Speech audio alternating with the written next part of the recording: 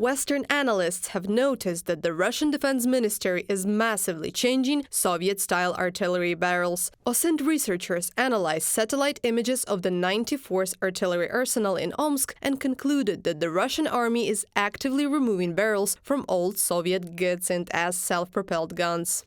I found some evidence that Russia may be running low on replacement barrels for their two S-5 Gyatsinta-S. They have removed a lot of systems from 3 spots at the 94th Arsenal in Omsk, and almost all of the remaining units have their barrels removed. Hi Marcet, open source intelligence researcher in Twitter. This may indicate that the Russian army has to cannibalize its artillery to repair and replace cannon at the front. Half of the equipment in storage is used for spare parts. The self-propelled gun Gyatsinta-S was produced from 1976 to 1993. It was called the sniper rifle of the artillery. Now, Rostec is actively supplying Msta-S howitzers, but it is far from being the same mass-produced gun. Analysts of the Top War portal consider the Gyatsinta outdated, but the most long-range 152 caliber gun. Of course, the production of barrels in Russia is in a very bad state now, and they do not meet the needs at all. I would even say absolutely, and they cannibalize those self-propelled artillery units or howitzers that cannot be restored in any way, and remove their barrels and send them for replacement. In addition, barrels are sent for replacement for those self-propelled artillery units and howitzers that have already exhausted their resources. But even the range of the Gyatsinta is not always enough to avoid an encounter with a kamikaze drone. In July, the Ukrainian Ptahi Madyara unit reported an FPV drone hit this gun. Gyatsintas are regularly defeated by Ukrainian counter-battery warfare.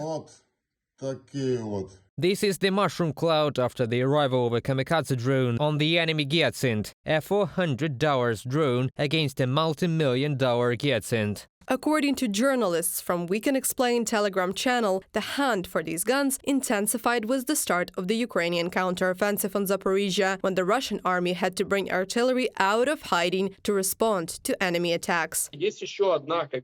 There is another category of losses. It is when a shell, for example, which expired long ago or was stored in unsatisfactory conditions, ruptures in the barrel of an artillery unit. It is like a game of Russian roulette, and it explodes in the barrel of the artillery unit itself, or when the barrel itself cannot withstand the load due to the exhausted resource and ruptures. After massive losses in equipment in 2022, the Russian army also lost components of armored combat vehicles and gradually returned to scrapping old equipment that would supposedly compensate for the deficit.